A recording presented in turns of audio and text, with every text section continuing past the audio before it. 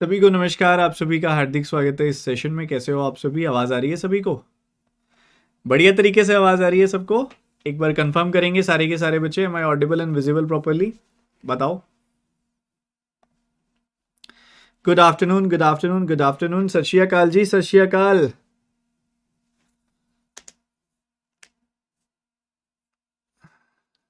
ठीक हो? सर आपने तो 12:15 बोला था। हाँ, मैं पहले हो गया ना सब सेटअप। एक्चुअल में आज थोड़ा सा लेट हो गया ना, मैं यूट्यूब वाली क्लास से। यूट्यूब वाली क्लास से थोड़ा सा लेट हो गया था, और लेट होने की वजह से आपका थोड़ा सेटअप करने में टाइम लग गया, इसलिए थोड़ा माफ़ी चाहूँगा बच्चे। कैसे हो आप सब? जल्दी से बता दो। सर पेड डीआई का बैच कब स्टार्ट होगा? डीआई का बैच बच्चे मैंने आपको बोला था ना, थोड़ा पढ़ लो पहले इसके अंदर। परसेंटेज चल रहा है सही? अभी परसेंटेज में ना आगे और बर्डन आने वाला है, सब खिचड़ी बनानी है। कोई परसों तुम्हारा प्री का पेपर है कोई, मैं अपने आप करा दूंगा। मैं ज़्यादा समझदार हूँ कि आपको डीआई कब करानी है। इस पॉइंट को लेके क्यों परेशान होते हो? मेरे पे विश्वास तो करो।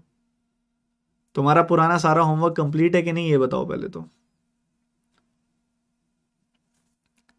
जल्दी से बता दो एक बार। क्लास की नोटिफिकेशन जा रही है कि नहीं जा रही है, ये बता दो। क्लास की नोटिफिकेशन गई है? बोलो बोलो।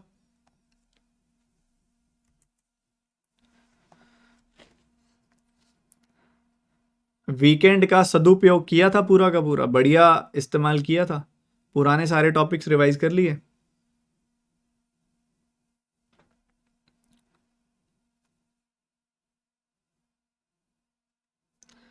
सारे के सारे टॉपिक्स रिवाइज हैं? एक बच्चा जो कह रहा है जिसकी आवाज़ कट रही है, भाई ऐप बंद करके दोबारा चला लो, रिफ्रेश कर लो। मेरे एंड से कोई इशू नहीं है, तुम्हारा इंटरनेट कमज़ोर चल रहा है।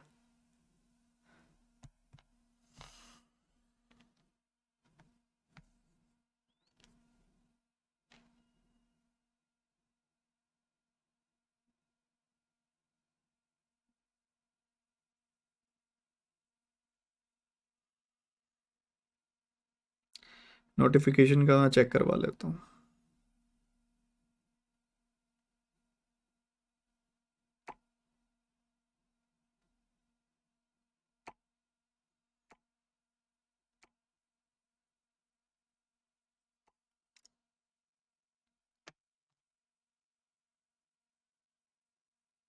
सर एच सी एफ वाले में 14 और 1 की पॉसिबिलिटी भी होगी, ले ली थी मैंने पॉसिबिलिटी वाली, इसीलिए उसका आंसर नहीं इधर आ रहा है।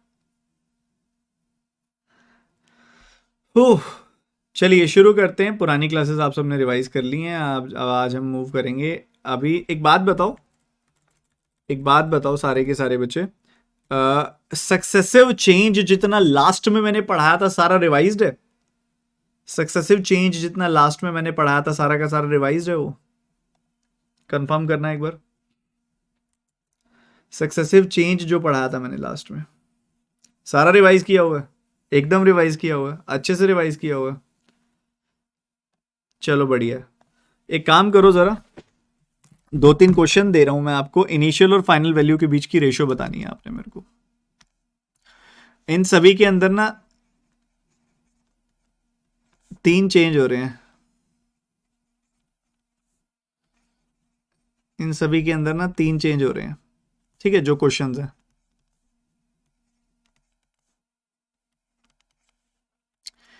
चेंज क्या क्या है? पहले एक वैल्यू 40% से बढ़ती है, फिर वैल्यू वो 16.66% से घटती है, फिर वो वैल्यू 14.28% से घटती है। तो इनिशियल और फाइनल वैल्यू की रेशियो बतानी है आपने मेरे को। पहले एक वैल्यू 10% से घटती है, फिर एक वैल्यू 15% से बढ़ती है, फिर अगली वैल्यू जो है ना वो 28.56% से बढ़ जाती है। एक वैल्यू पहले 7.14% से बढ़ती है, फिर 9.09% से घटती है, फिर वो 20% से घटती है। इन सभी में इनिशियल और फाइनल वैल्यू की रेशियो कितने बच्चे बताएंगे? मुझे देखना है कितना पहले वाला रिवाइज करके आए हो, पता लग जाएगा। जल्दी से बता दो आंसर।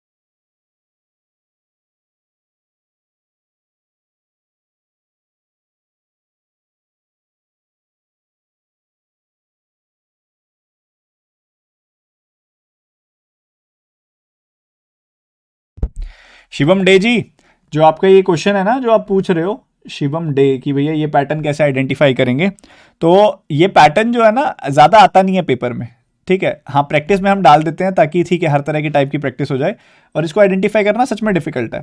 प्रैक्टिस के साथ साथ आइडेंटिफाई होता है। अगर मैं भी आपकी जगह हूँ तो बहुत टाइम लग जाएगा मेरे को आइडेंटिफाई करने में से।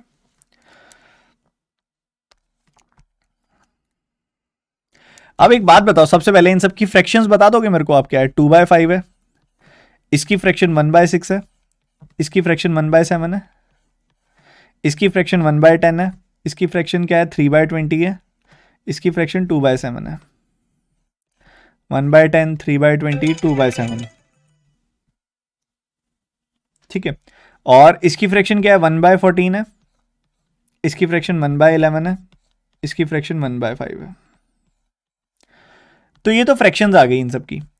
अब एक बात बताओ, जब कोई वैल्यू 2/5 से बढ़ती है, मान लो ये आपकी इनिशियल वैल्यू है, जब कोई वैल्यू 2/5 से बढ़ती है तो वो 1 + 2/5 यानी कि 7/5 टाइम्स हो जाती है।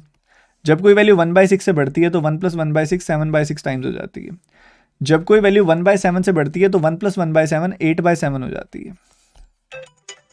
रुकना ज़रा, लेट मी चेक कौन है यार, इतना बैक टू बैक कॉल्स।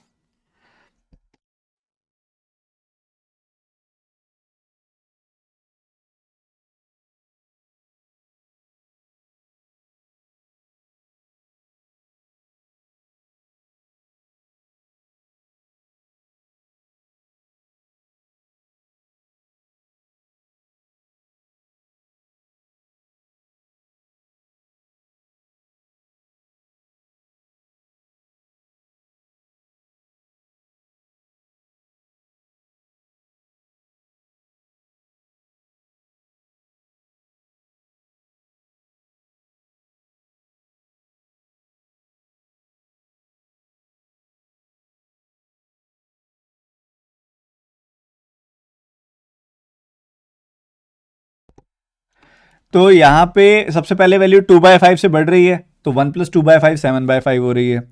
1/6 से बढ़ रही है तो 1 + 1/6 7/6 हो रही है। 1/7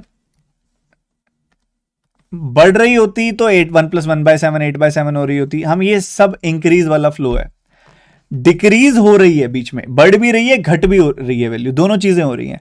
वैल्यू इंक्रीज भी हो रही है, वैल्यू डिक्रीज भी हो रही है, दोनों चीजें हो रही हैं। तो ऐसा कैसे किया? पहली बात तो ये क्या होता है, ये परसेंटेज इंक्रीज कहते हैं इसको, परसेंटेज डिक्रीज कहते हैं इसको, बोलते हैं blend of increase and decrease. क्या बोलते हैं? Blend of percentage increase and decrease, दोनों चीजें चलती हैं इसमें। तो पहले 2/5 बढ़ रही है वैल्यू, जो भी इनिशियल वैल्यू है पहले इंक्रीज हो रहा है, 1 + 2/5 यानी कि 7/5 टाइम्स हो रही है वैल्यू। फिर वैल्यू घट रही है, 1 - 1/6 इट विल बी 5/6। फिर घट रही है वैल्यू अगेन, 1 - 1/7 दैट इज 6/7। सो इससे आपको फाइनल वैल्यू मिल जाएगी। अब इसके अंदर क्या होता है, जो भी कट रहा है काट दीजिए, जैसे 5 से 5 कट रहा है, 6 से 6 कट रहा है, 7 से 7 कट रहा है, सब कुछ कट जा रहा है, सब कुछ कट गया, जो था सब कट गया। पहले 2/5 बढ़ गई वैल्यू, फिर 1/6 घट गई वैल्यू, फिर 1/7 घट गई वैल्यू। तो सब कुछ कट कट आके आई और एफ बराबर आ गया, इनिशियल और फाइनल वैल्यू बराबर आ गई। या मैं कह सकता हूँ इनिशियल और फाइनल वैल्यू की रेशियो जो आ जाएगी वो 1:1 आ जाएगी। क्या आपका पहले वाला यही आया था? सारे के सारे बच्चे कंफर्म करेंगे मेरे को कि आपकी फर्स्ट वैल्यू यही आई थी। और लेट कैसे हो गए को बच्चे, कहाँ थे तुम?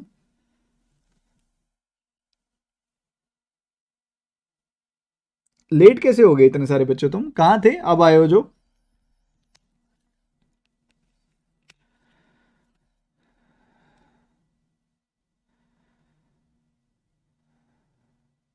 अच्छा, 12-15 बोला था मैंने, तो दोबारा नेक्स्ट मैसेज नहीं देखा था तुमने? 12-15 बोला था, अगला मैसेज नहीं देखा था उसके बाद में से मेरा?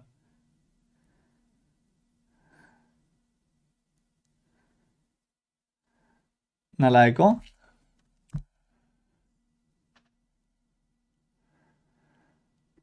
चलो चलो चलो, दोबारा दोबारा बता देता हूं मैं, कोई बात नहीं। तो यहां पे बात हो रही है कि एक वैल्यू पहले 40% बढ़ी, बढ़ने के बाद फिर वो 16.66% घटी, उसके बाद वो दोबारा 14.28% घटी। तो पहले एक वैल्यू 2/5 बढ़ रही है, फिर वो जो बढ़ी हुई वैल्यू है वो 1/6 घट रही है, फिर जो दोबारा नई वैल्यू आई फिर से वो 1/7 घट रही है। तो क्या हो रहा है समझना, ध्यान से समझना क्या हो रहा है। तो यहां पे पहले आप 1 प्लस 2/5 कर रहे हो, ये कैसे आया 7/5? यह आया 1 प्लस 2/5 करने पे। जब कोई वैल्यू 2/5 बढ़ेगी तो अपने आपका 1 प्लस 2/5 हो जाएगी। जब कोई वैल्यू 40% बढ़ेगी तो वो 100% प्लस 40%, यानी कि अपने आपका 140% हो जाएगी। जब कोई वैल्यू 16.66% घटेगी, 1/6 घटेगी, तो अपने आपका 1 माइनस 1/6, जो अपने आपका 1 माइनस 1/6 यानी कि 5/6 हो जाएगी। तो ये कैसे आया 1 माइनस 1/6, ये कैसे आया 1 माइनस 1/7। तो ऐसा करने पे, ऐसे 3 ट्रांजिशंस करने पे हमें फाइनल वैल्यू मिल रही है। सो इधर से तो हम यहां पहुंचे। अगला चेक करते हैं। मान लीजिए यहां पे हम ये चेक कर रहे हैं, ये इनिशियल वैल्यू है। सबसे पहले वैल्यू 1/10 घटेगी। जब कोई वैल्यू 10% घटती है तो अपने आप का 100% माइनस 10% यानी कि 90% हो जाती है। जब कोई वैल्यू 10% घटती है तो अपने आप का 100% माइनस 10% यानी कि 90% हो जाती है। वैसे ही जब कोई वैल्यू, इसको फ्रैक्शन में बोलेंगे तो जब कोई वैल्यू 10% घटेगी तो 1 माइनस 1/10 यानी कि 9/10 हो जाएगी। जब कोई वैल्यू 15% बढ़ती है तो 100% प्लस 15%, 100% प्लस 15% यानी कि 115% हो जाती है। फ्रैक्शन में देखोगे तो जब कोई वैल्यू बढ़ेगी 15% से तो 100% प्लस 15% यानी कि 1 प्लस 3/20 यानी कि 23/20 हो जाएगी। जब कोई वैल्यू 2/7 बढ़ती है तो 1 प्लस 2/7 यानी कि 9/7 हो जाती है। ऐसे करोगे तो ये फाइनल वैल्यू आ जाएगी। ठीक है, देखो 10% आपकी एक इनिशियल वैल्यू थी, मान लो पी थी, पी वैल्यू थी पहले, फिर वो 10% घटी तो क्यू आई, फिर ये 15% बढ़ गई तो आर आई, फिर वो 28.78% बढ़ गई तो एस आई। आपको पता है ये वाली वैल्यू आपकी जो है ना ये पी है, पता है आपको ये वैल्यू पी है। ये पूरी की पूरी वैल्यू पता है आपको क्यू है, ये पूरी की पूरी वैल्यू क्यू है। ये पूरी की पूरी वैल्यू पता है आपको रेड वाली, ये आर है। और अगर ये टोटल वैल्यू देखोगे जो सबसे बड़ी ब्रैकेट में है, जो एफ के बराबर है, वो एस है। ये पता होना चाहिए, इस चीज का ज्ञान होना चाहिए। ठीक है, 9 नहीं काटेगा इनमें से कोई भी, 3 है नहीं, 23 का मतलब सब मल्टीप्लाई होगा। सो ये क्या बन जाएगा 23 का 9 9 81 टाइम्स 23 अट्ठे कितना होता है 184, 1840 प्लस 23, 1840 प्लस 23 आ जाएगा 1863। तो आई इंटू 1863 ओवर 7 दूनी 14, 1400 इज इक्वल टू एफ। तो आई और एफ की रेशियो क्या आ जाएगी, एफ नीचे आ जाएगा, इट विल बी 1400 to 1863। ये रेशियो आ गई। लास्ट में अगर आप इधर देखोगे तो जब कोई वैल्यू 1/14 बढ़ेगी तो 1 प्लस 1/14 यानी कि 15/14 हो जाएगी। जब कोई वैल्यू 1/11 घटेगी तो 1 माइनस 1/11 यानी कि 10/11 हो जाएगी। जब कोई वैल्यू 1/5 घटेगी तो 1 माइनस 1/5 यानी कि 4/5 टाइम्स हो जाएगी। ठीक है, तो ये रेशो आ रही है आपके पास, तो जो कटता काट दो, ये 3 बार कट गया, 2 से काटा 7 बार कट गया, 3 दूनी 6, ये आ गया I into 60 over 77 is equal to F. तो यहाँ से पता चला I by F is equal to 77 over 60। I is to F की वैल्यू आ गई 77 इज टू 60। ठीक है, तो ये तीनों फ्रैक्शंस तक पहुंचे थे नालायकों, और इतना ही सही प्रोसेस समझ के पहुंचे थे ना। जो चीज आपको बताई है मैंने उसी से पहुंचे थे ना। अच्छा, कितने बच्चों को इस मेथड का नाम पता है? पिछली क्लास में भी बताया था, पिछली क्लास में बड़ा बेसिक से समझाया था। कितने बच्चों को इस मेथड का नाम याद है? मैंने क्या बताया था? कितने बच्चों को इस मेथड का नाम याद है? भूल गए क्या? इस मेथड का नाम है डायरेक्ट मेथड। ठीक है, डायरेक्ट मेथड। तो हमारे जो सक्सेसिव है ना, सक्सेसिव चैप्टर है, सक्सेसिव का जो सेक्शन है, सक्सेसिव का मतलब आपको मैंने क्लियर समझा दिया। सक्सेसिव के 3 मेथड्स में से मैंने आपको 2 मेथड बता दिए। ठीक है, सक्सेसिव के 3 मेथड्स में से मैंने आपको 2 मेथड बड़े डिटेल में बता दिए। पहला मेथड मैंने आपको बताया था फॉर्मूला, जो था x plus y plus x y by 100। Formula आपको क्लियरली बता दिया। डायरेक्ट मेथड आपको एक्सप्लेन कर दिया कि डायरेक्ट मेथड क्या होता है। अब मैं आपके पास जो लेके आ रहा हूं वो लेके आ रहा हूं वर्टिकल मेथड। और ये जो वर्टिकल मेथड है ना बच्चे, ये एक्चुअल में मॉडिफाइड मेथड है। मॉडिफाइड मेथड है ये, डायरेक्ट मेथड का मॉडिफाइड वर्जन है ये, ठीक है। तो अभी जो 3 क्वेश्चन किए ना मैंने, ये सारे के सारे मैं आपको अब मैं डायरेक्ट वो मॉडिफाइड जो मेथड है ये वाला वर्टिकल मेथड से बताऊंगा। तो सबसे पहले 40% का इंक्रीज करना है। 40% का इंक्रीज करना है मतलब 2/5 का इंक्रीज करना है। 2/5 का इंक्रीज करना है तो मैं ऐसे बोल सकता हूं 5 पे 2 बढ़ के 7 हो गई वैल्यू, बोल सकता हूं, सही बात है, बोल तो सकता हूं। 5 पे 2 बढ़ के 7 हो गई वैल्यू, 2/5 का इंक्रीज हो गया।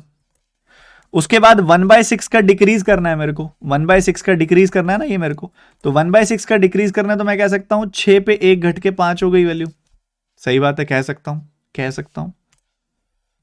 1/7 का डिक्रीज करना है मेरे को, मैं कह सकता हूं 7 पे 1 घट के 6 हो गई वैल्यू, सही बात है। तो इनको आपस में मल्टीप्लाई कर देंगे तो कितना आ जाएगा, 6 पंजे 30 सत्ते 210, 6 पंजे 30 सत्ते 210, रेशो आ गई 1:1। आपस में मल्टीप्लाई कर दिया मैंने इनको, आपस में मल्टीप्लाई कर दिया। मल्टीप्लाई क्यों किया सर, क्योंकि अगर आप देखोगे ना तो यहां पे भी तो 5 को 6 से और 7 से गुना ही किया जा रहा है, 7 को 5 से और 6 से गुना ही किया जा रहा है। तो देखो वही तो मैंने किया, 5 को, ये जो चल रहा है यहां पे, इस 5 को 6 और 7 से मल्टीप्लाई कर रहा हूं मैं, 7 को 5 और 6 से मल्टीप्लाई कर रहा हूं मैं, वर्टिकली मल्टीप्लाई कर रहा हूं मैं, तो इसलिए इसको वर्टिकली मेथड कह देते हैं, वर्टिकल मेथड बोल दिया जाता है। दूसरा क्वेश्चन करते हैं,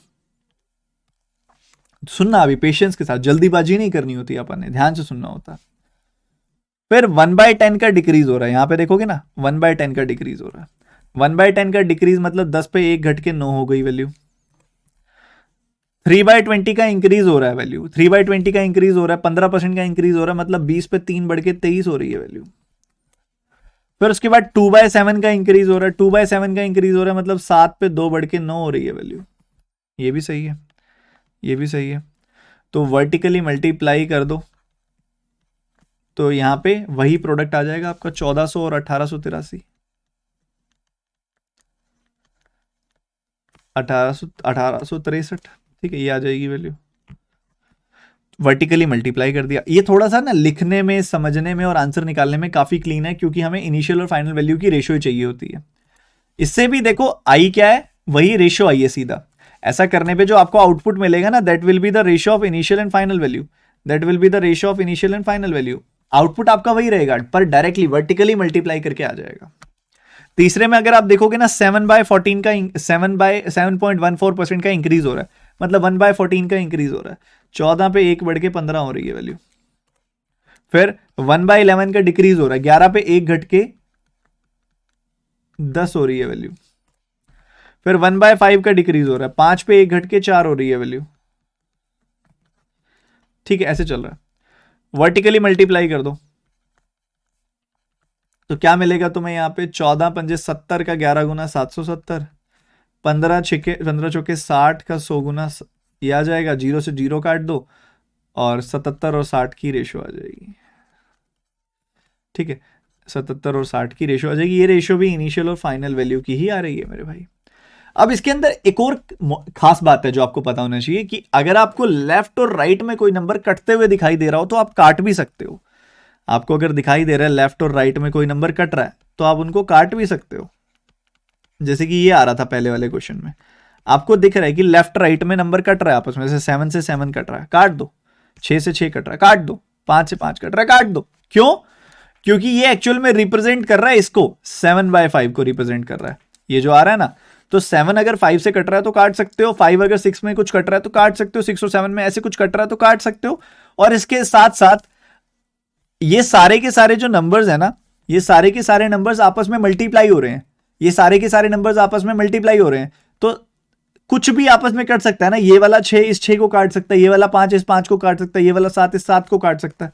तो बस वही हो रहा है, लेफ्ट राइट में कुछ कट रहा हो तो you are free to cancel out, you are free to cancel out, कोई दिक्कत नहीं है।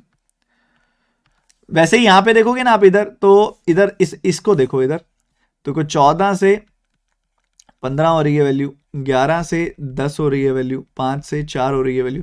कुछ कट रहा है तो काट दो, से 5 से ये 2 बार कट गया, 2 से ये 7 बार कट गया, तो जो कट रहा है काट दो, 77 और 60 आ गई ratio. So it is allowed in it, ये अलाउड है जनाब। तो इसको बोल देते हैं वर्टिकल मेथड। ये मॉडिफाइड मेथड है डायरेक्ट मेथड का, ठीक है, इसको वर्टिकल अप्रोच बोल देते हैं। सर एक बार में समझ आ जाए तो रिवीजन पीडीएफ से कर सकते हैं, बिल्कुल कर सकते हैं। अच्छा, अभी तक की परसेंटेज की 2 क्लासेस हुई हैं, आपको रिवाइज अच्छे से पढ़ ली ना जो पढ़ाया गया अभी तक, कोई दिक्कत तो नहीं है? अच्छे से पढ़ लिया ना जो अभी तक पढ़ाया गया है?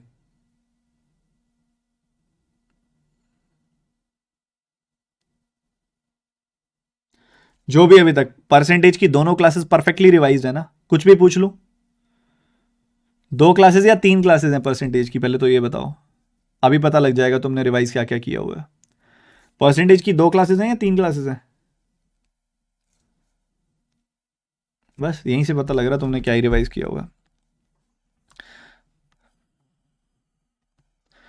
सबसे पहली तुम्हारी क्लास रिवाइज होनी चाहिए percentage to fraction and vice वर्सा।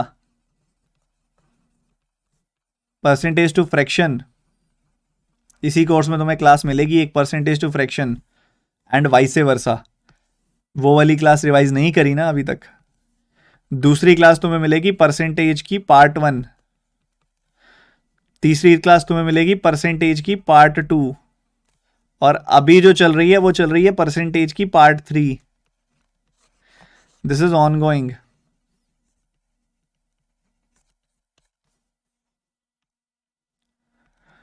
समझ रहे हो कि नहीं समझ रहे हो?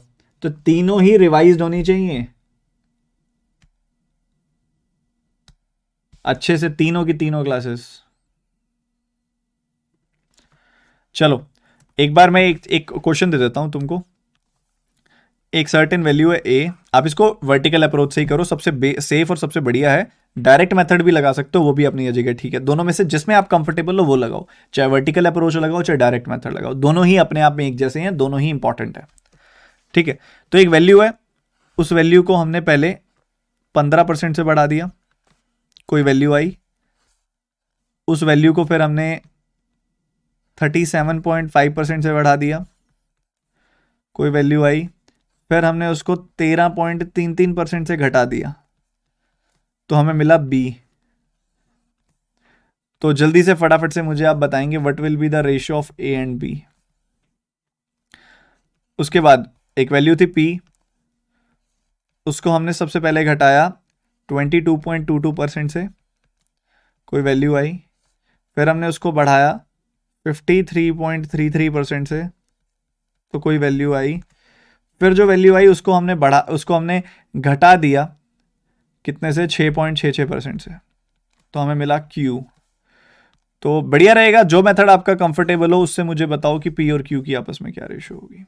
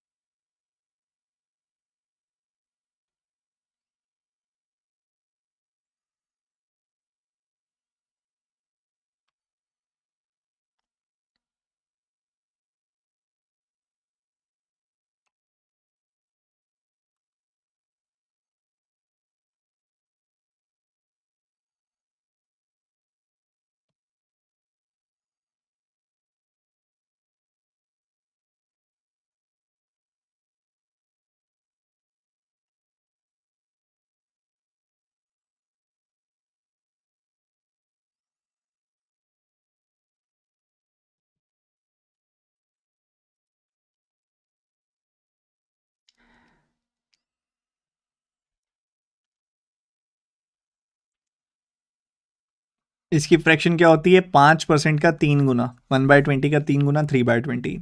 ये है 1/8 का 3 गुना 3/8। ये है 1/15 का 6.66% का डबल, 1/15 का डबल 2/15। ठीक है, तो ये तीनों फ्रैक्शंस।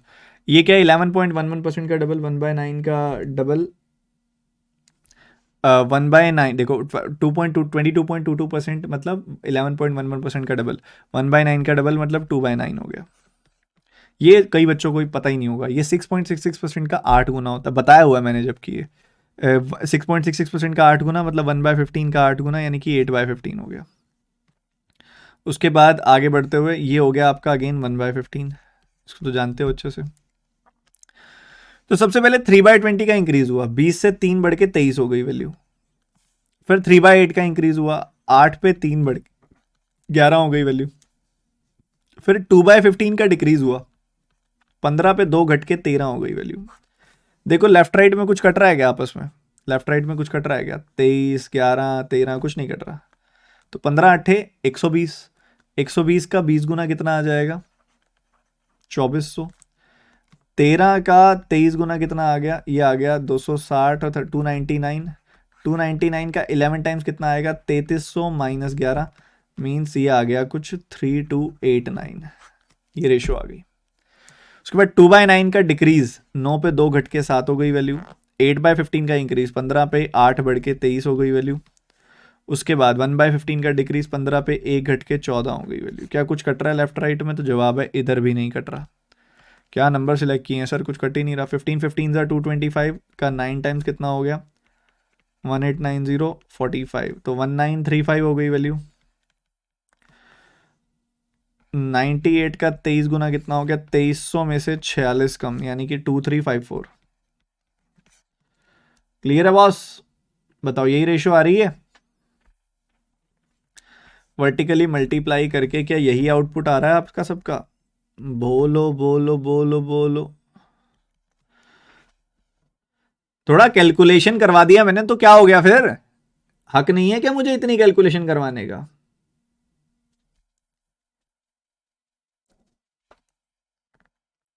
हाँ, 2254 ठीक है, क्योंकि 2300 में से 40 जाएगा तो 2254, ऑब्वियस सी बात है। ठीक है, तो ये हो गया आप सभी के सामने।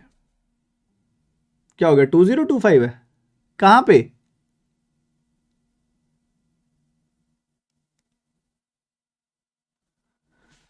225 का 9 गुना, ये कैसे गलत लिया मैंने भैया? 1800 और 225, अरे 2025 ही तो आएगा, ये तो फेमस नंबर है, ये कैसे मैंने गलत कर दिया? चलो कोई बात नहीं, जो भी है। आज सुबह से ही स्टेबिलिटी हिली पड़ी है मेरी, पता नहीं क्यों। हाँ, आज मैंने ना काफ़ी दिन बाद रिज्यूम किया है इंटरमिटेंट फास्टिंग, शायद इसी वजह से तो नहीं हो रहा। नाश्ता नहीं किया मैंने आज। आज सुबह वाले यूट्यूब सेशन में भी मेरे तोते उड़े हुए थे, सिली मिस्टेक कर रहा था मैं, क्योंकि ना मैं आज से 3 महीने पहले तक, 3 से 4 महीने पहले तक रेगुलर मेरी इंटरमिटेंट फास्टिंग चलती थी। इंटरमिटेंट फास्टिंग पता है क्या होता है? आप 16 घंटे तक लगातार कुछ नहीं खाते हो। तो मेरे 16 घंटे कैसे होते थे?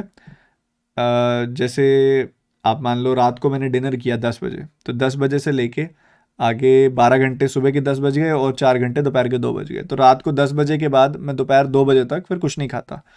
इससे मतलब ये हेल्थ के लिए होता है। बट मैंने 4 महीने से इतना हैवी ब्रेकफास्ट कर रहा था, 3 मील्स कंज्यूम कर रहा था दिन में। अब मैंने हेल्थ को ध्यान में रखते हुए, क्योंकि मेरा वेट इंक्रीज होता जा रहा है, तो मैंने हेल्थ को ध्यान में रखते हुए मैंने आज से ही इंटरमिटेंट फास्टिंग स्टार्ट तो की है। बट आज से ही मेरे तोते उड़े हुए हैं सुबह से। तोते उड़े हुए हैं मतलब कि ऐसा होता है ना, ब्रेन वैसे तो बहुत तेजी से काम कर रहा है, बट कुछ अलग ही चल रहा है बॉडी के अंदर, क्योंकि नाश्ता स्किप होना स्टार्ट हो गया आज से। जबकि ऐसा कोई फर्क नहीं पड़ता, कई बार नाश्ता लेट भी किया जाता है, बट आज दिमाग में हो गया ना कि आज मिलेगा नहीं, सीधा 2 बजे मिलेगा खाना। तो बस वही है, इसी वजह से आज थोड़ा सा मेरा सिस्टम बिगड़ा हुआ है। तो चला लेना काम सुबह, क्योंकि मैं अभी एक आधी गलती को लेके नहीं कह रहा, मैं सुबह यूट्यूब सेशन में भी एक दो ऐसे वैल्यू सामने लिखी हुई है, कुछ और ही लिख दे रहा हूँ सामने देख के उसको। ये हरकत भी कर दी मैंने सुबह से आज। चलो कोई बात नहीं, sometimes we all have these weak days, कमज़ोर दिन।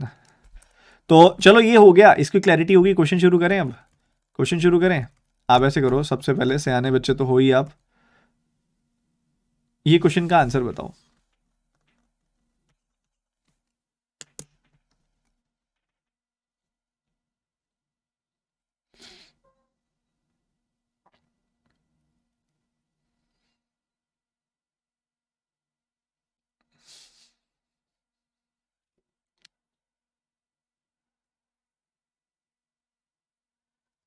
ऋचा, आपको बीच वाली वैल्यूज निकालने के लिए डायरेक्ट मेथड ही लगाना पड़ेगा। जैसे पी क्यू आर एस है, अगर आपको पी और एस के बीच में रिलेशन लगाना है तो सिर्फ पी आप वर्टिकल मेथड लगाओ। अगर आपको मान लो क्यू या आर में से कुछ निकालना पड़ेगा तो आप डायरेक्ट मेथड लगाओ।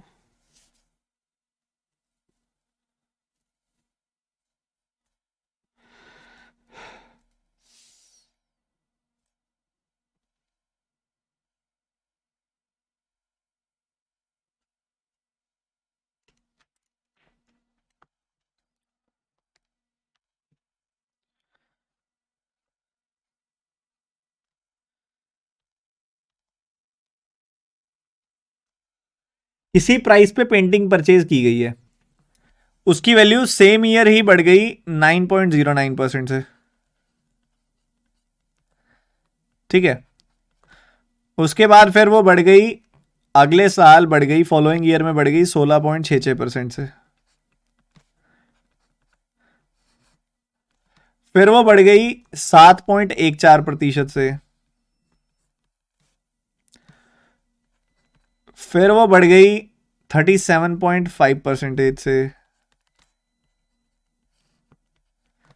फिर वो बढ़ गई 33.33% से। ठीक है, तो ये आपका फाइनली न्यू प्राइस आ गया। अगर वो आज बेच देता है इस प्राइस में, इस प्राइस में अगर आज वो बेच देता है तो उसको ओवरऑल कितना फायदा होगा, सेलिंग प्राइस। ठीक है, तो पहले वैल्यू 1/11 से बढ़ेगी, तो हम कह सकते हैं कि वैल्यू 11 पे 1 बढ़ के 12 हो गई। फिर वैल्यू 1/6 से बढ़ रही है, मतलब 6 पे 1 बढ़ के 7 हो रही है। फिर वैल्यू 1/7 से बढ़ रही है, मतलब 7 पे 1 बढ़ के 8 हो रही है। फिर वो वैल्यू 3/8 से बढ़ रही है, मतलब 8 पे 3 बढ़ के 11 हो रही है। ठीक है, 8 पे 3 बढ़ के 11 हो रही है। फिर वो वैल्यू 1/3 से बढ़ रही है, मतलब 3 पे 1 बढ़ के 4 हो रही है। तो ओवरऑल इन 5 सालों में कितना चेंज आ गया होगा, वर्टिकली मल्टीप्लाई करके देख लो। जो चीज़ें कट रही हैं काट दो, जैसे कि मुझे क्लियरली दिखाई दे रहा है कि ये 7 से 7 कट रहा है, ये 11 से 11 कट रहा है। ठीक है, ये 8 से 8 कट रहा है, ये 6 से 2 बार कट रहा है। तो आपके पास ओवरऑल वैल्यू क्या बची, आपके पास ओवरऑल वैल्यू बची, लेफ्ट हैंड साइड में बचा आपके पास 3 और राइट हैंड साइड में बचा आपके पास 8। ठीक है, ये बचा आपके पास, लेफ्ट हैंड साइड में बचा 3 और राइट हैंड साइड में बचा 8। तो आपकी वैल्यू कितनी बढ़ गई, 5 बढ़ गई, 5 बढ़ गई 3 पे, तो 100 पे कितनी। ठीक है, 11 से 12 हो गई वैल्यू, 6 से 7 हो गई वैल्यू, 7 से 8 हो गई वैल्यू, 8 से 11 हो गई वैल्यू, 3 से 4 हो गई वैल्यू। ठीक है, 11 से 11 खत्म, 6 दूनी 12, 7 से 7 खत्म, 8, 3 से 8 हो गई वैल्यू, 5 बढ़ गई 3 पे, तो 100 पे कितना, 500/3% इज द आंसर। ठीक है,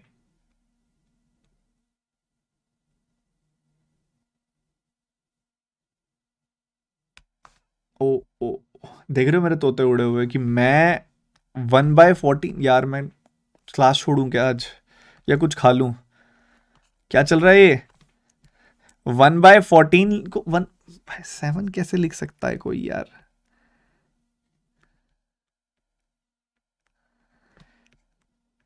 अरे तुम्हारे सामने साक्षात प्रूफ दे रहा हूं मैं कि आज जो कहने से पहले ही बता दिया मैंने कि आज गड़बड़ हो रही है। 14:15, 14:15। तो देखो आपके पास 11 से 11 खत्म हो गया। ठीक है, 6 दूनी 12 खत्म हो गया, 7 दूनी 14 खत्म हो गया, 4 दूनी 8 खत्म हो गया। तो ओवरऑल आपके पास 150% आंसर आ गया कि 2 जो है वो 5 बन रहा है, 2 जो है वो 5 बन रहा है, वही लिखा हुआ है। नेट आ रहा है आपके पास 2 जो है वो 5 बन गया, मतलब कितना बढ़ गया, 3। 3 का इंक्रीज हो गया 2 पे, तो 100 पे कितना, 150% का इंक्रीज हो गया।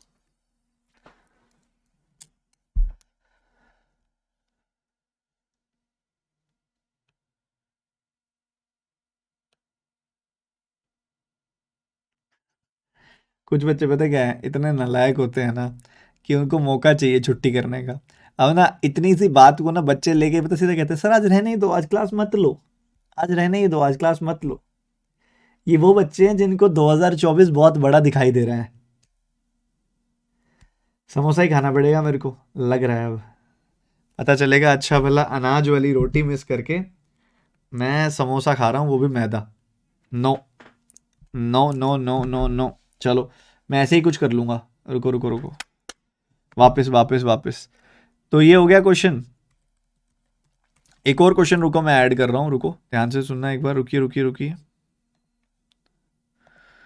एक और क्वेश्चन भी था इसी फाइल में, मैं देता हूँ रुको। TMH परसेंटेज 1222 में था, हाँ ये वाला।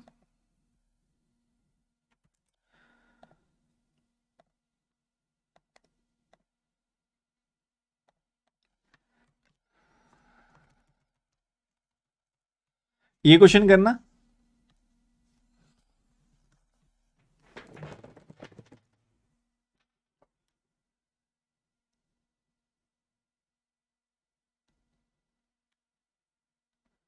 सर एकदम मत छोड़ा करो खाना, धीरे धीरे काम करो,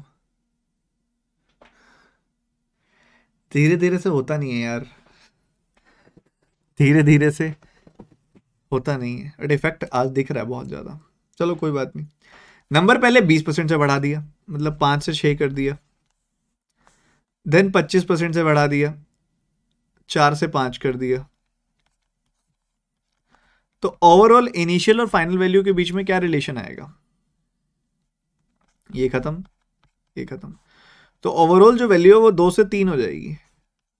ओवरऑल अगर कोई वैल्यू 2 थी तो वो 3 हो गई, ये कहना चाह रहा है वो। तो कह रहे to get back the original number the number new number should be reduced by. अगर मुझे देखो ये दो चेंजेस करने की वजह से ना मेरे नंबर 2 से 2 से 3 हो गया। अगर मुझे वापस 3 से 2 बनाना है तो मुझे एक कम करना पड़ेगा 3 पे, मुझे एक कम करना पड़ेगा 3 पे, मतलब 33.33% कम करना पड़ेगा। तो ऐसे से आगे अभी काफी क्वेश्चन हम डिस्कस करेंगे, ठीक है। एक अलग सवाल करेंगे, कहता है कि एक बच्चा, एक एग्जामिनेशन है जिसमें M+10% बच्चे जो हैं वो फेल हो गए हैं, M+20% इंग्लिश में फेल हो गए हैं, M% दोनों सब्जेक्ट्स में फेल हो गए हैं, और इतने बच्चे पास हो गए हैं दोनों सब्जेक्ट्स में। रुको जरा एक बार, ये क्वेश्चन मैं कराऊंगा आपको, एक बार मैं आगे की क्वेश्चन देख रहा हूँ किस किस चीज पे बेस्ड है। अच्छा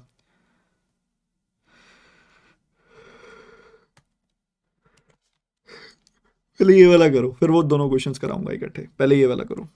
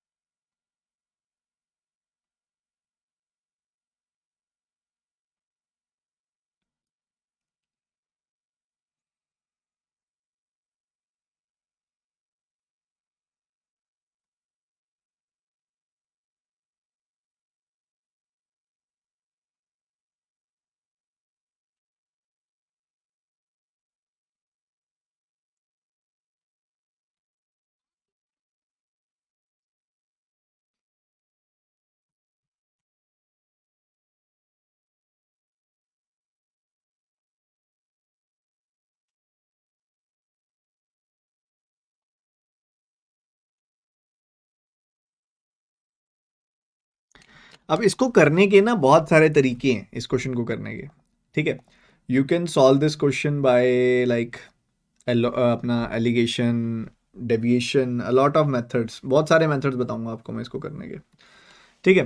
तो वो ठीक है, अभी हम जितना सीख पाए हैं ना उसी हिसाब से करेंगे, जितना सीख पाए हैं, जितना समझ पाए हैं, जितना बेसिक अंडरस्टैंडिंग अभी तक हम बिल्डअप कर पाए हैं, उतने हिसाब से हम इस क्वेश्चन को सॉल्व करने की कोशिश करेंगे। इसको रेशो से भी किया जा सकता है, बहुत तरीकों से किया जा सकता है। तो A एंड B है हमारे पास, एल्यूमिनियम है, टाइटेनियम है इसके अंदर। मेरे को एक बात बताओ, टोटल मान लूं मैं A और B का टोटल एज्यूम कर लूं कि भैया A जो है टोटल 100x है, अगर उसके अंदर 56% एल्यूमिनियम है तो मैं मान लूंगा कि इधर 56x एल्यूमिनियम है और इधर 44x एल्यूमिनियम है। बी मैंने मान लिया कि वो 100y है, तो इसमें 68% टाइटेनियम है, तो मतलब 68Y टाइटेनियम है, तो बाकी 32Y एल्यूमिनियम होगा। सही बात है।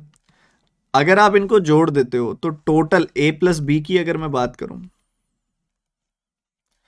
A प्लस बी में कितना हो गया एल्यूमिनियम, 56X प्लस 32Y,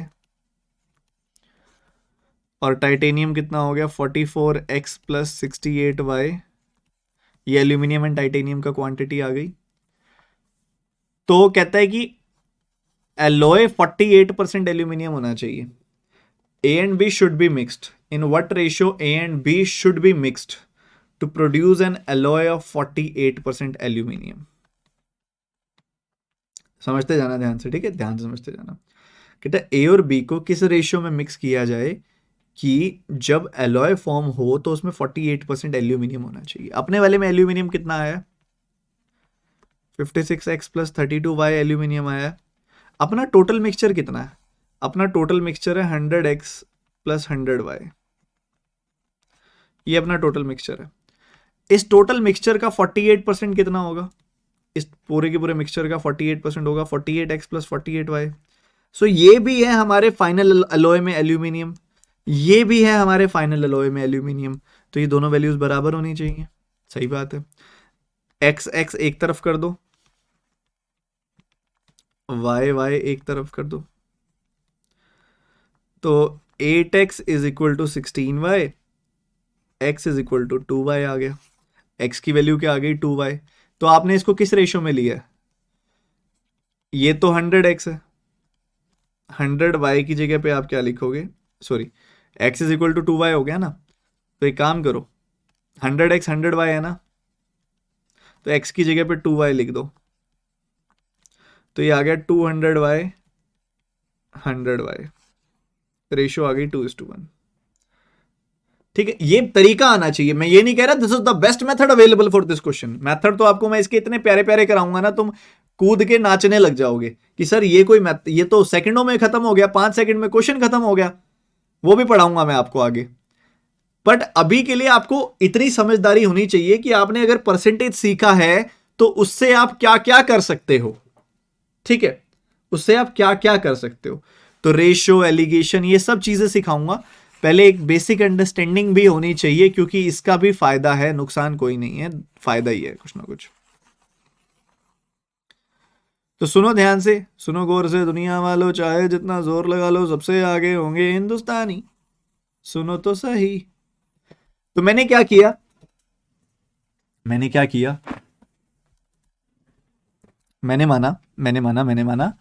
मैंने माना कि टोटल जो एलॉय ए है ना वो 100X है, टोटल जो एलॉय बी है ना वो 100Y है। ठीक है, मान लिया, ठीक है मान लिया। पेशेंस, सुनो, फोकस। पहले वाले के अंदर 56% एल्यूमिनियम है, तो 100X का 56% हो गया 56X। बाकी कितना बच गया 44X, वो टाइटेनियम होगा। बी के अंदर 68% टाइटेनियम है, 100Y अगर टोटल है तो उसमें 68Y टाइटेनियम होगा, बाकी 32Y एल्यूमिनियम होगा। ये भी ठीक है। अगर मैं इन दोनों को उठा के मिक्स कर दूं, तो A प्लस बी में टोटल एल्यूमिनियम कितना आ गया, 56X plus 32Y, 44X plus 68Y, और इधर से टोटल सम कितना आ गया 100X प्लस 100Y। इतना हो गया। इन दोनों को अगर आप ऐड भी कर दोगे ना, you will get 100X plus 100Y। इतनी बात तो सबको क्लियर हो गई होगी। इसी के साथ ना वो एक अलग सी बात और कह रहा है। क्या कह रहा है वो, कि जब आप मिक्स करोगे ना, मिक्स करने के बाद जो फाइनल एलॉय बनेगा, जो A प्लस बी है, उसमें 48% एल्यूमिनियम है। अच्छा, तो इस 100X प्लस 100Y का अगर मैं 48% निकाल लूं, यानी कि 48/100 निकाल लूं, तो मुझे एल्यूमिनियम मिल जाना चाहिए। तो मैंने 48/100 से इसको मल्टीप्लाई किया, 48/100 से इसको मल्टीप्लाई किया, तो ये मुझे एल्यूमिनियम मिल गया। कितना, एल्यूमिनियम पता लग गया मुझे कितना है, 48x प्लस 48y एल्यूमिनियम है, एल्यूमिनियम तो ये भी है। x को एक तरफ ले गया मैं, x को एक तरफ ले गया, y को एक तरफ ले गया, तो इससे पता चला मुझे x is equal to 2y, x is equal to 2y आ गई वैल्यू, तो x is equal to 2y आ गई वैल्यू, यहां पुट कर दो 100x में, 100x में x की वैल्यू 2y आ गई, तो ये 200y, ये 100y, 200y और 100y की रेशो क्या होती है, 2:1 होती है, मतलब 2:1 की रेशो में मिक्स किया। एलिगेशन पढ़ाऊंगा उससे बहुत जल्दी हो जाएगा, मैं तो वैसे बता रहा हूँ, ये तरीका भी आना चाहिए आपको इसको करने का। ये क्वेश्चन करो, ध्यान से करना, बहुत फोकस के साथ करना, सुनते चलो सीखते चलो, मजा आएगा।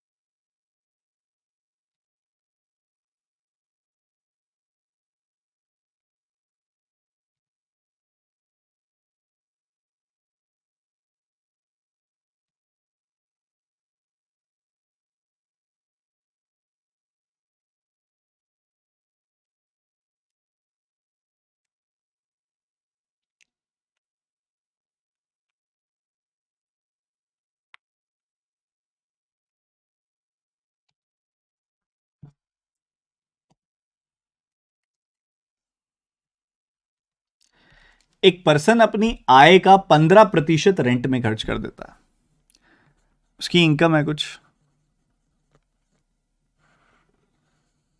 उसकी इनकम का 15% उसने खर्च कर दिया किसमें, रेंट में। 15% से उसकी इनकम घटाओ, ये गया रेंट में, मेरे पास रिमेनिंग वैल्यू आई। रिमेनिंग वैल्यू में से जो रिमेनिंग वैल्यू है, उस वैल्यू का, उस रिमेनिंग वैल्यू का 26.66% डिक्रीज होगा, 26.66% डिक्रीज होगा इस रिमेनिंग वैल्यू का, किस पे, फूड एक्सपेंडिचर पे। फिर एक नई रिमेनिंग वैल्यू आई, एक न्यू रिमेनिंग वैल्यू आई, जो न्यू रिमेनिंग वैल्यू आई उसका 4% खर्च होगा बिल की पेमेंट में, 4% का खर्चा होगा बिल्स की पेमेंट में, ठीक है जी। और बाकी आई थिंक वो सेव कर रहा है, क्योंकि इसके अलावा और कुछ मैं दिया नहीं गया, तो सेविंग्स आ गई। बच्चों ये क्या सक्सेसिव डिक्रीज नहीं दिखाई दे रहा तुमको, एक सर्टेन वैल्यू है, उसको 15% से घटा दिया तो ये वैल्यू आ गई, फिर उसको 26.66% से घटा दिया तो ये वैल्यू आ गई, फिर इसको 4% से घटा दिया तो ये वैल्यू आ गई।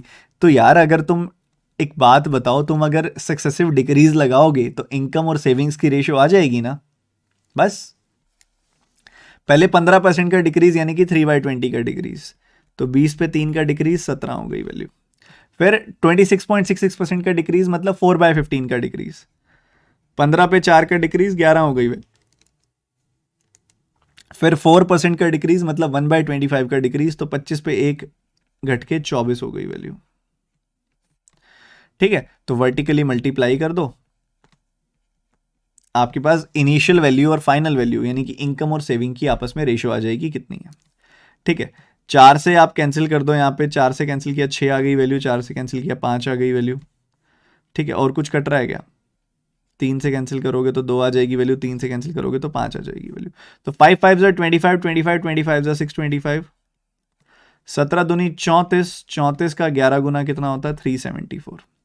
तो हमारे पास रेशो आ गई कि अगर इनकम है 625x, तो उसकी सेविंग्स होंगी 374x, जिससे से ये रेशियो बन रही है। सो अगर इसकी वैल्यू हमारे पास है 37400, तो x की वैल्यू 100 आ गई, तो इधर x की वैल्यू 100 पुट कर दोगे अगर, तो यू विल गेट कि आपका जो आंसर आ गया, इनकम आ गई 62500 आ गई। इसको हम इस ढंग से सॉल्व करेंगे। कतई आसान सवाल है ये, बट आना चाहिए ये टाइप। क्लियर है बॉस?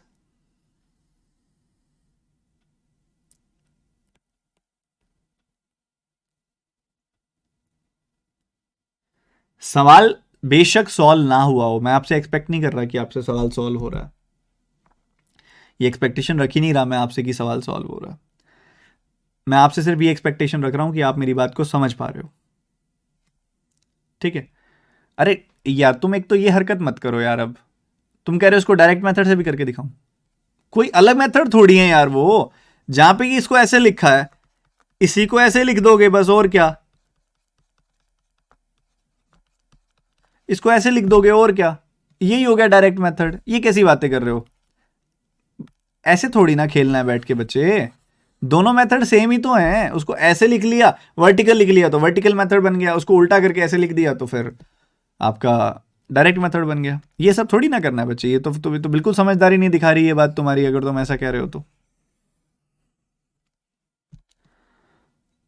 तो खुद से सॉल्व अभी होगा भी नहीं ना। सेजल जैसे कह रही है, सेजल कह रही है खुद से सॉल्व नहीं कर रहा, मैं चाहता भी नहीं तुमसे सॉल्व हो अभी, इतनी जल्दी थोड़ी ना तुमको समझ आ जाएगा, टाइम लगता है, फोकस के साथ समझो।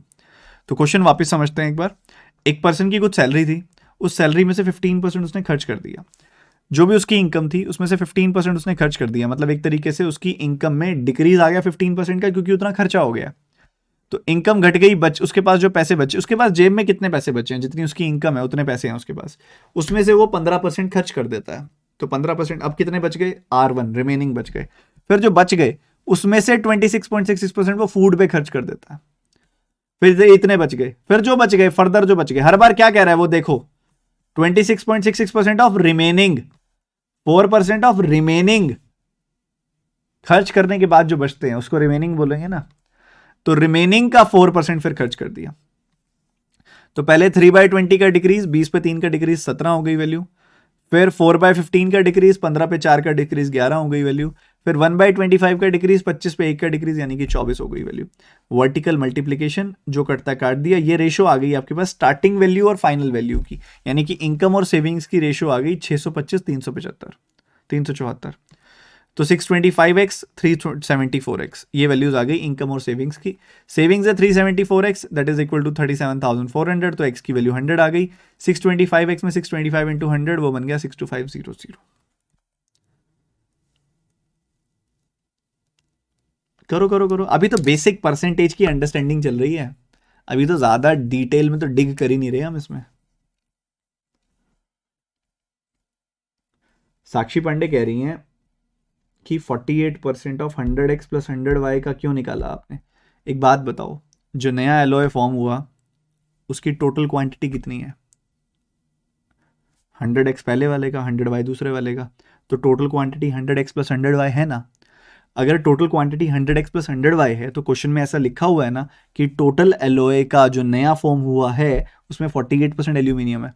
तो 100x प्लस 100y का 48% कैलकुलेट करोगे तब भी एल्यूमिनियम की एक वैल्यू आएगी। ऑलरेडी तुम्हारे पास एल्यूमिनियम की एक वैल्यू है, तो दोनों वैल्यूज आपस में बराबर होनी चाहिए, क्योंकि दोनों ही वैल्यूज उसी एलओए की एल्यूमिनियम की हैं।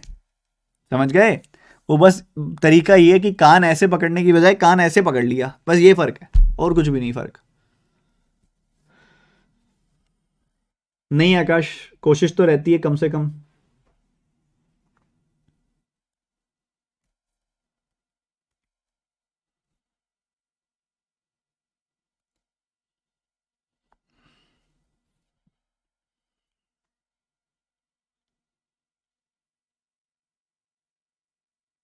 सर फास्टिंग से वेट लूज होता है क्या? अरे नहीं, ऐसा कुछ नहीं होता, तुमने वन साइडेड मत किया करो चीज़ों को, ठीक है? वेट लूज नहीं कर रहा हूँ मैं, बॉडी को टॉक्सिन्स फ्री कर रहा हूँ। वेट लूज होता है कैलोरी डेफिशिट करने से, मतलब जितना आप खा रहे हो उससे ज़्यादा आप बर्न कर रहे हो। उसमें भी बहुत चीज़ों का ध्यान रखना पड़ता है कि आप अपने बॉडी में प्रोटीन कंजम्पशन अच्छी रखो, ये सब चीज़ों का ध्यान रखना पड़ता है। तुम ये सब पंगे मत करो, नौकरी लग जाएगी उसके बाद कर लेना, ठीक है? अभी तुम्हारा ओवरऑल खराब हो जाएगा।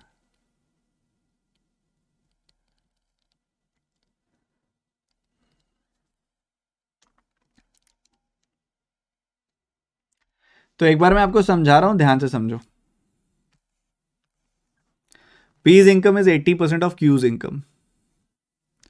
पी और क्यू की बात हो रही है, और जहां तक आपने सवाल पढ़ा है अगर, तो 3 वर्ड्स इस्तेमाल हो रहे हैं इसके अंदर: इनकम, सेविंग्स, एक्सपेंस। आपको पता है एक इंसान को जो पैसा कमाता है वो उसको 2 हिस्सों में ही बांटता है, या तो उसको खर्च कर लेता है, उसको सेव कर लेता है। अब ये मत कहना सर इन्वेस्ट भी तो करता है, तो वो सेव करने में से ही इन्वेस्ट करता है ना। या तो कोई चीज खर्च होती है या सेव होती है, उसके बाद जो सेव होती है उसका फर्दर कुछ इस्तेमाल होता है, इन्वेस्टमेंट में, बाइंग में, कुछ भी करने में, कोई एसेट बाय करने में, जो भी करना हो। बट प्राइमरी लेवल पे 2 ही टुकड़े होते हैं इनकम के: एक्सपेंडिचर्स एंड सेविंग्स। ठीक है, तो income is equal to expenditure plus saving, ये हमेशा ध्यान रखना, बहुत सिंपल सी बात है। उसके बाद कहता है कि P's income is 80% of Q's income. Q की इनकम अगर 100 है तो इसकी इनकम 80 होगी, ये हम कह सकते हैं। अगर इसकी इनकम 100 ए है तो इसकी इनकम 80 ए होगी। P's income is 80% of Q's income who only save 75% of his income. ठीक है, अच्छा, ये जो हु है ये पी के लिए इस्तेमाल हो रहा है, क्यू के लिए इस्तेमाल हो रहा है? इंग्लिश पढ़ते हो? ये जो हु है ये किसके लिए इस्तेमाल हो रहा है? फर्स्ट सब्जेक्ट के लिए, सेकंड सब्जेक्ट के लिए? ये देखो पूरी क्लास पी क्यू कर रही है। अरे हमेशा ये सेकंड सब्जेक्ट के लिए होता है, ध्यान रखना। हु हो, विच हो, ये सारे ही सेकंड सब्जेक्ट के लिए यूज होते हैं। तो ये क्यू की बात कर रहा है, तो क्यू अपनी 75% इनकम सेव करता है। 75% मतलब 75 ए सेव करता है, 25 ए खर्च करता है।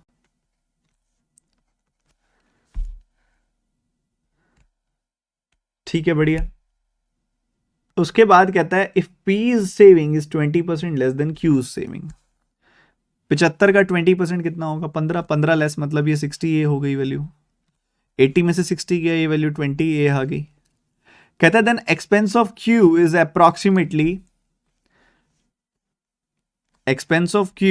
Approximately how much percentage more और लेस देन पी। तो ये देखो 25 20 से कितना ज्यादा होता है? 5 ज्यादा होता है। और 5 जो होता है वो 20 का कितना परसेंटेज होता है? 5 20 का 1/4 यानी कि 25% होता है। 25% होता है। कह रहा है कि क्यू का एक्सपेंडिचर कितने प्रतिशत ज्यादा है पी से? 5 ज्यादा है 20 पे, 1/4 25%। तुम में से काफी बच्चे 20% आंसर निकाल रहे थे। तुम में से काफी बच्चे 20% आंसर निकाल रहे थे। ये कौन थे? मेरे को जरा पकड़ के लेके आओ इधर मेरे पास उनको, जो 20% आंसर निकाल रहे थे।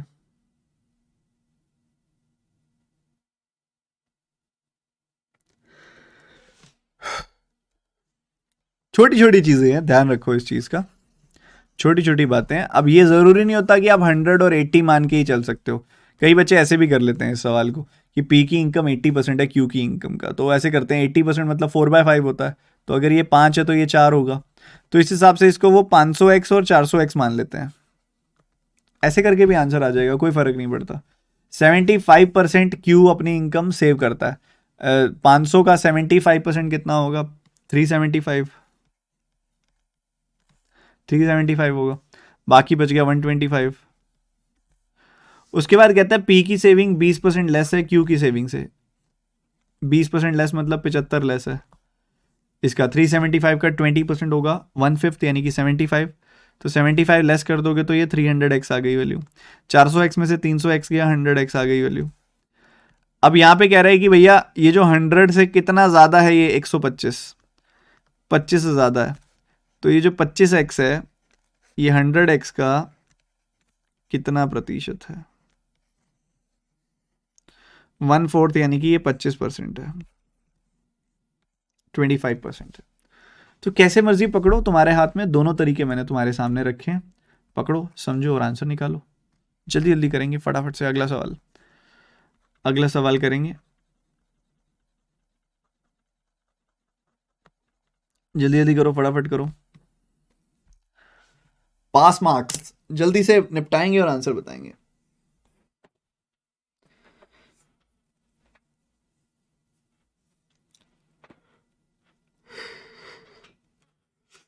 देखो, रेशो से करने के अपने फायदे हैं, कई बार 100 मानने के अपने फायदे हैं। और 100 मानना भी ना, रेशो को ज्यादा डिटेल में समझना है बस, और कुछ भी नहीं।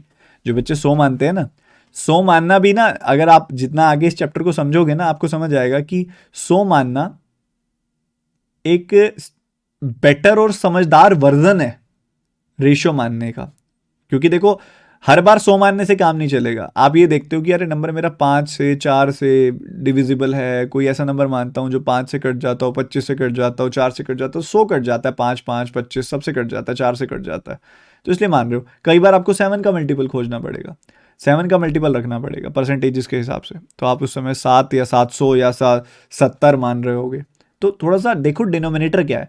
जब आप कोई परसेंटेज इस्तेमाल करने वाले हो किसी सवाल में, तो उसका डिनोमिनेटर क्या है, उससे बहुत फर्क पड़ता है।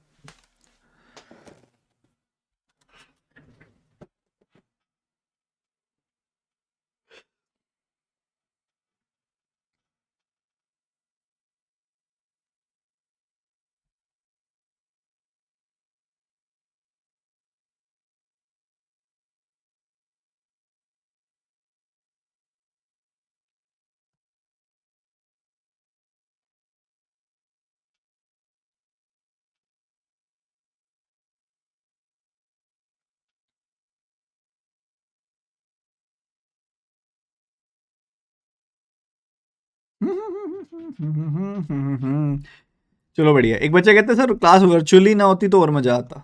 वर्चुअली कहाँ है? मैं किसी समय भी चाहूं तो इस कैमरे से निकल के आपके सामने बैठ सकता हूं। Do you want to see the magic? अगले कुछ ही क्षणों में मैं आपके लैपटॉप और मोबाइल से निकल के आपके सामने आके या आपके साथ में आके बैठ सकता हूं। Do you want to see the magic? Close your eyes. नालायको पढ़ लो। तो विवेक के 32% मार्क्स आए हैं। देखो, सबसे पहली बात, मान लो ये 100 मार्क्स का पेपर है या 100x मार्क्स का पेपर है, तो विवेक के 32% मार्क्स आए हैं। कितने मार्क्स हो गए विवेक के? विवेक के 32x मार्क्स हो गए, और ये 12 मार्क्स से फेल हो गया। मतलब इसके 12 मार्क्स और आ जाते ना तो ये पास हो जाता। तो मैं कह सकता हूं कि पास मार्क्स कितने हैं? कट ऑफ कितनी जाती है? कट ऑफ जाती है जी 32x प्लस 12 की। ठीक है। और उसके बाद कहता है कि गर्वित के 48% मार्क्स आए हैं। गर्वित के मार्क्स कितने आए हैं? 48%, यानी कि 48x, which is 120% of the pass marks. 120% of the pass marks, 120% pass marks का 120%, 120% मतलब 6/5 होता है। मतलब ये ऐसा कहना चाह रहा है। तो पास मार्क्स कितने हो गए? पास मार्क्स हो गए जी 40x। पर ये तो कह रहा है पास मार्क्स इतने हैं, तो 40x की वैल्यू आ गई 32x प्लस 12, 8x की वैल्यू आ गई 12, x की वैल्यू आ गई 1.5, x की वैल्यू क्या आ गई 1.5, यानी कि x की वैल्यू 1.5 आते पता लग गया 150 मार्क्स का पेपर है। तो अगर एक स्टूडेंट के 96 मार्क्स आए हैं तो उसके कितने प्रतिशत मार्क्स हो गए, ये सवाल पूछा जा रहा है आपसे। बता दो। 50 से काटोगे 2/3, 3 से काटोगे 32, तो 64% मार्क्स आए हैं इस जनाब के। क्लियर है बॉस? 64% आंसर है जो 48% निकाल रहे हो। कूटूंगा मैं तुमको। सुनिधि कह रही है सर कल तो हद ही होगी, आप सपनों में आके परसेंटेजेस पूछ रहे थे। मैं कह रहा हूं सोते उठते मैथ्स दिखाऊंगा तुमको मैं।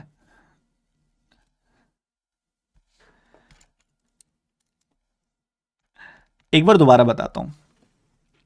पेपर चल रहा है, मान लो पेपर के मार्क्स है 100x, 100x मार्क्स का पेपर है, मतलब टोटल मार्क्स जो है पेपर के वो 100x है। ठीक है, ऐसा है। मान लो हमने ये अज्यूम कर लिया। तो विवेक के कितने मार्क्स आ रहे हैं? मन में बोलो। 32%, तो 32% ऑफ 100x मीन्स 32x। गर्वित के कितने मार्क्स आ रहे हैं? गर्वित के कितने मार्क्स आ रहे हैं? गर्वित के मार्क्स आ रहे हैं कितने? 48%। 48% मतलब 48x। भैया पास मार्क्स निकालो ना, कितने आ रहे हैं? पहले वाला कहता है कि विवेक के 32x मार्क्स आए बट ये 12 मार्क्स से फेल हो गया, मतलब 12 मार्क्स हो रहा जाते तो ये पास हो जाता, तो पास मार्क्स हो गए इतने। गर्वित के केस में कह रहे हैं कि इसके मार्क्स ना पास मार्क्स से 120% आए हैं, तो जितने भी पास मार्क्स हैं उसका 120% मीन्स 120/100 यानी कि 6/5, या फिर 20% का 6 गुना, 1/5 का 6 गुना यानी कि 6/5। पास मार्क्स का 6/5 है 48x। तो ये कितना आ रहा है? अगर क्रॉस मल्टीप्लाई करोगे तो यू विल सी कि इधर से पास मार्क्स की वैल्यू 40x आ रही है। तो यार एक बात बताओ, ये भी पास मार्क्स, ये भी पास मार्क्स, अब एक क्लास के दो बच्चों के लिए मिनिमम पासिंग मार्क्स तो बराबर ही होंगे ना, तो ये दोनों वैल्यूज तो आपस में बराबर ही होंगी ना। 40x will be equal to 32x plus 12, means यहां से 8x की वैल्यू 12 आ गई, x की वैल्यू 1.5 आ गई, x की वैल्यू 1.5 आ गई, मतलब 100x की वैल्यू 100 गुना 1.5 यानी कि 150 आ जाएगी। मतलब भैया ऐसा है जी, टोटल मार्क्स हैं 150। अब उसमें से एक बालक के 96 आए हैं तो उसके कितने प्रतिशत माने जाएंगे? कैलकुलेट कर लो। 64%, कहानी खत्म। 50 से काटोगे 2/3, 3 से काटोगे 32 दूनी 64, खत्म। अरे अब तो बता दो, ओ मेरे लाडले लाडले बच्चों, अब तो बता दो यार। अच्छा मैं सोच रहा हूं मीटअप करूं, कौन सी सिटी में आऊं बताओ, कौन सी सिटी में मिलने आऊं तुमको बताओ? थोड़ा सा ढंग से बताना, ऐसे मत कह देना भैया हमारे घर के पास मुजफ्फरनगर गांव के पास ये छोटा सा एक कस्बा पड़ता है वहां जाना, नहीं। अपने शहर की एक राजधानी बताओ। मैं इतनी दूर से चल के आऊंगा तो तुम्हें भी तो आना पड़ेगा ना थोड़ा आगे। तो जैसे बिहार वाले सारे के सारे बोलो पटना आओ, मुंबई वाले, महाराष्ट्र वाले सारे बोलो मुंबई आओ या नागपुर आओ, दिल्ली वाले दिल्ली बोलो, यूपी वाले बोलो लखनऊ आओ या फिर अयोध्या आओ, ऐसे बोलो। तो एक जगह बताओ, थोड़ा चल के आना खुद भी। ओ भाई साहब, तुम सच में मुझसे मिलना चाह रहे हो क्या? जो ये इस लेवल के कमेंट्स आ रहे हैं इतनी तेजी से, तुम आओगे तो सही ना मिलने। भाई मैं तो एक भी नहीं पढ़ पा रहा, पोल करवाना पड़ेगा।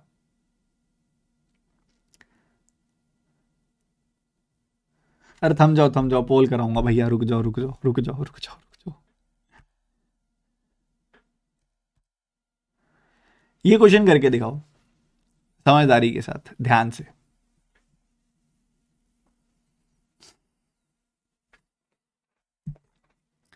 बिल्कुल समझदारी के साथ फटाफट से आंसर बताएंगे।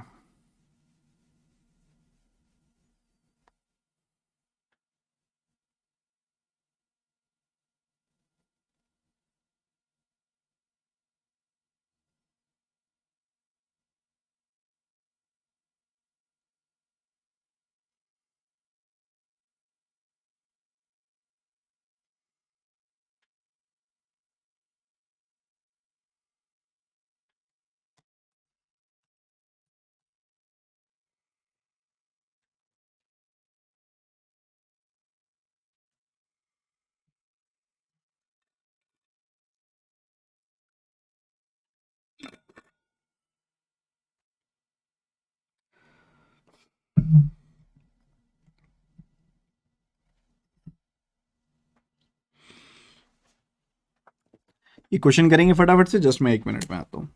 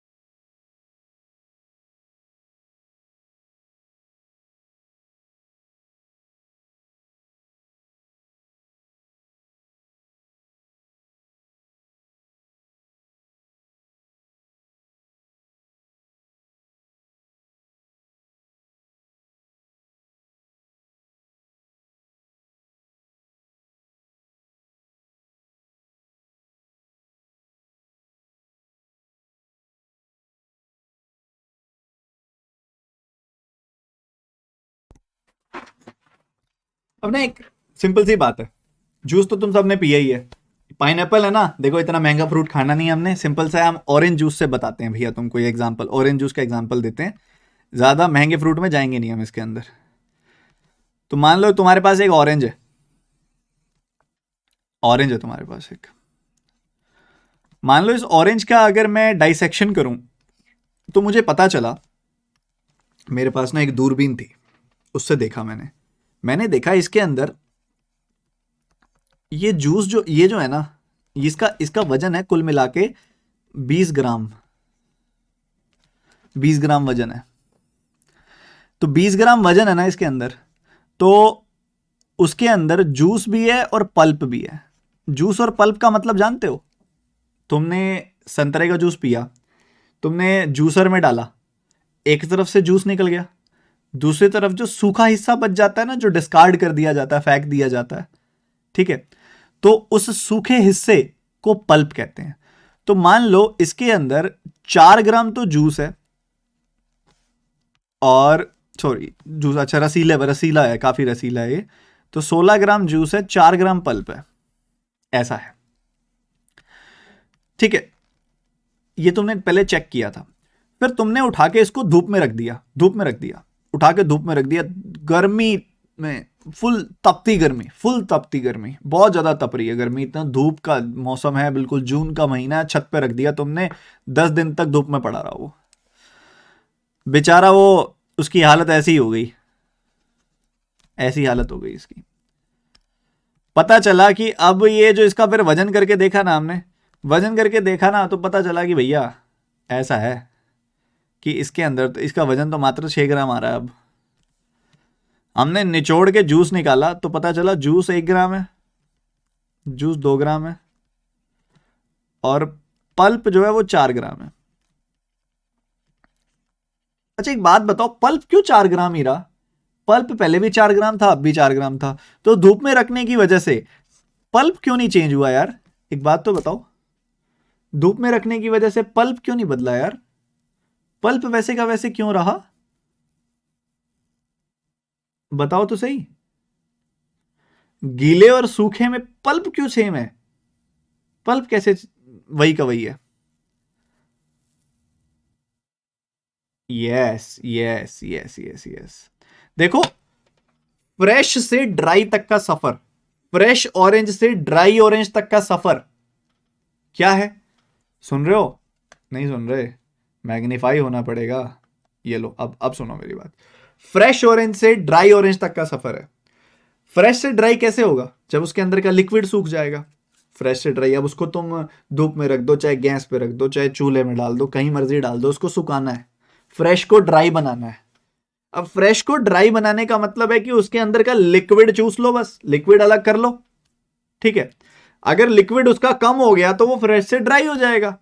लिक्विड कम होगा ना, पल्प तो नहीं कम होगा। सूखा हिस्सा तो वैसे का वैसा रहेगा, उसने कहां जाना है? तो सूखा हिस्सा वैसे का वैसे रहने वाला है, वो कहीं नहीं जाएगा। जितना पल्प पहले था उतना ही पल्प बाद में रहेगा। ये गोल्डन रूल है इस तरह के हर सवाल का। जितना पल्प पहले है उतना ही पल्प बाद में रहेगा। पल्प जितना पहले है उतना ही पल्प बाद में रहेगा। अब परसेंटेज बदल सकती है, जैसे कि यहां पे तुम देखोगे ना, तो जूस कितना है, यहां पे देखोगे तो 16 ग्राम जूस, 16 जो होता है 20 का कितना, 80% होता है, तो 80% जूस है, 20% पल्प है। यहां देखोगे तो 33.33% जूस है, 66.66% पल्प है। तो परसेंटेजेस बदल सकती हैं। जैसे पल्प मान लो पहले जो था, पल्प पहले 20% था, अब पल्प 66.66% हो गया, होना ही था। टोटल क्वांटिटी जो चेंज हो गई, टोटल क्वांटिटी भी बदल गई ना, तो परसेंटेज भी बदलनी है। बट एक चीज नोटिस करो, actual quantity of pulp remains the same, वो 4 ग्राम का 4 ग्राम ही रहा। आप 20% ऑफ 20 निकाल के देखो, 4 ही आएगा। आप 66.66% यानी कि 2/3 ऑफ 6 निकाल के देखो, तब भी 4 ही आएगा। आना 4 ग्राम ही है पल्प, तो वो बराबर रहेगा, ये ध्यान रखना।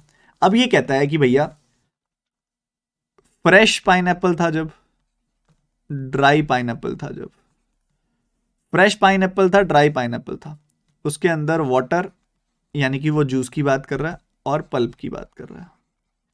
फ्रेश था जब वो, तो उसके अंदर 84% जूस था, 16% पल्प था।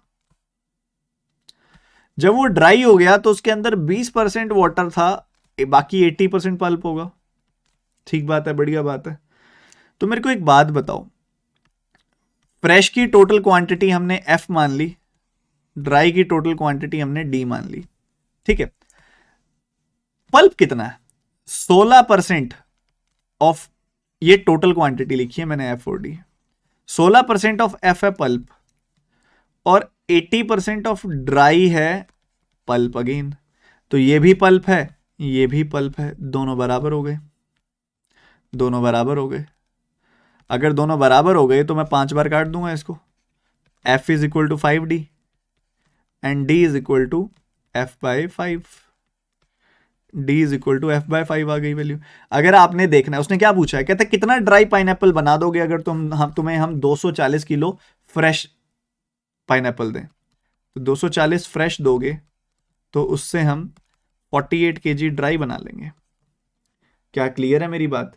क्या समझ आई मेरी बात? बता तो दो। क्लियर है? ओ बॉस, क्लियर है कि नहीं है बात, ये तो बता दो। क्लियर है? मजे मजे, ओए होए मजे। क्या बात है जी, क्या बात है जी, क्या बात है। ब्रेक दे दो सर, ब्रेक नहीं छुट्टी देंगे हम तुम्हें सीधा अभी। ठीक है, मुझे हेडेक भी होने लग गया, अब खाना ही खाना पड़ेगा मेरे को जाके अभी घर पे। पहले ही जाता हूँ, थोड़ा इसको अब ग्रेजुअली कम करना पड़ेगा हमें, हम बड़े तेजी से कम करने लग गए हैं इसको, ऐसे नहीं करना था। ठीक है, अब इसको अगर तुम थोड़ा और डिटेल में देखोगे ना, अगर मैं समझाऊं, तो देखो 240 केजी फ्रेश था, 48 केजी ड्राई था। तो अगर तुम देखो 240 का 84% और 16% निकाल के देखो, देखो एक बार। हाँ लेंदी है बट निकाल के देखो। 16% कितना आएगा इसका? 24 का 16 गुना 20 प्लस 4, 20 माइनस 4, तो ये कितना आ गया? 24 का 16 गुना आया ना, 384, 38.4 तो आया इसके अंदर पल्प, आया ना। और बाकी का बचा हुआ 201.6 ये आया वाटर। ठीक है, ऐसे हुआ यहाँ पे। इसको अगर तुम देखोगे ना, इसका 20% वाटर है, 80% पल्प है। 80%, 48 एट जो होता है 384, 38.4 पल्प आया, और बाकी जो बचा हुआ 9.6 है, 20% इसका, वो वाटर आया। तो आप देख रहे हो वाटर ऑब्वियसली पहले 201.6 किलो था, 201.6 किलो पानी था पहले, अब वो 9.6 केजी रह गया पानी। बट पल्प उसका 38.4, 38.4 ही है। तभी मैंने ऐसा किया था कि 16% of F is equal to 80% of D, 16% of F is equal to 80% of D, इससे रेशो आ गई और बड़े आराम से पता चल गया कि अगर 240 किलो लोगे ना फ्रेश वाला, तो 240/5 48 किलो ड्राई मिलेगा तुम्हें।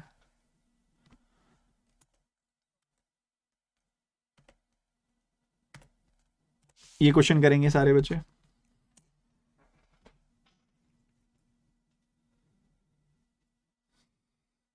जल्दी जल्दी जल्दी फटाफट करो, मस्त सवाल है ये।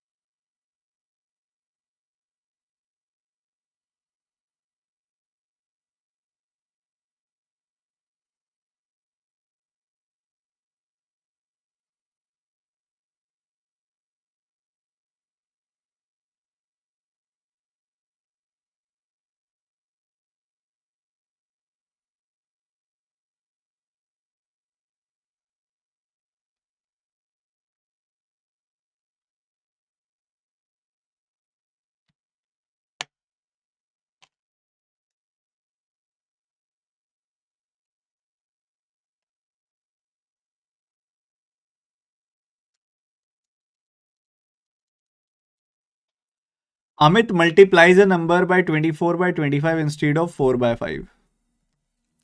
अमित ने क्या किया, 24/25 से गुना कर दिया, करना था 4/5 से। तो कितना एरर आ गया होगा कैलकुलेशन में।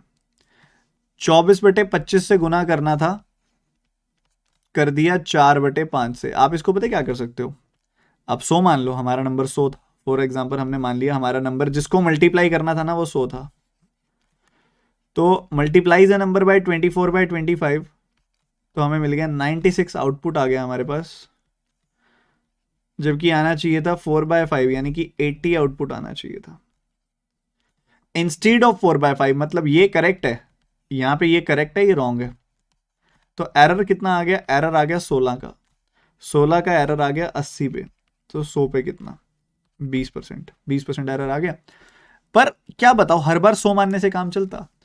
अगर ये होता 3/7 से मल्टीप्लाई करना था और कर दिया 7/3 से, फिर क्या करते, हमेशा पता क्या करते हैं, जो डिनोमिनेटर होते हैं ना, डिनोमिनेटर उनका एलसीएम लेते होते हैं। जैसे 3 और 7 का एलसीएम 21 होगा ना, इसलिए हम 21 मान लेते, 21 मान लेते और देख लेते 21 को अगर मैं 3/7 से मल्टीप्लाई करता तो 9 मिलता, और इसी 21 को अगर मैं मल्टीप्लाई करता 7/3 से तो 49 मिलता।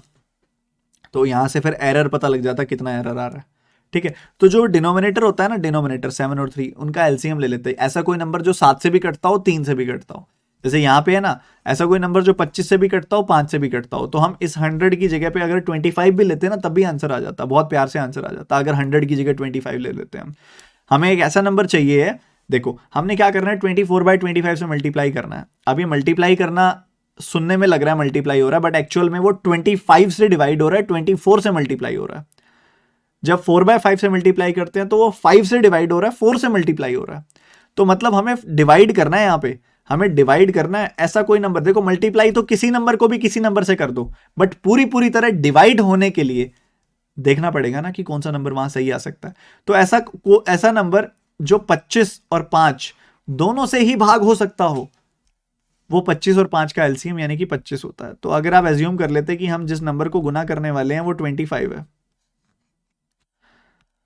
हम जिस नंबर को गुना करने वाले हैं वो 25 है, तो अगर हम उसको 24/25 से गुना करेंगे तो 24 आ जाएगा, और अगर हम उसको मल्टीप्लाई करेंगे 4/5 से तो वो 20 आ जाएगा। तो एरर कितना आ गया, एरर आ गया जी 4 का, 4 का एरर आ गया 20 पे, तो 100 पे कितना 20% एरर आ गया, 20% एरर आ गया।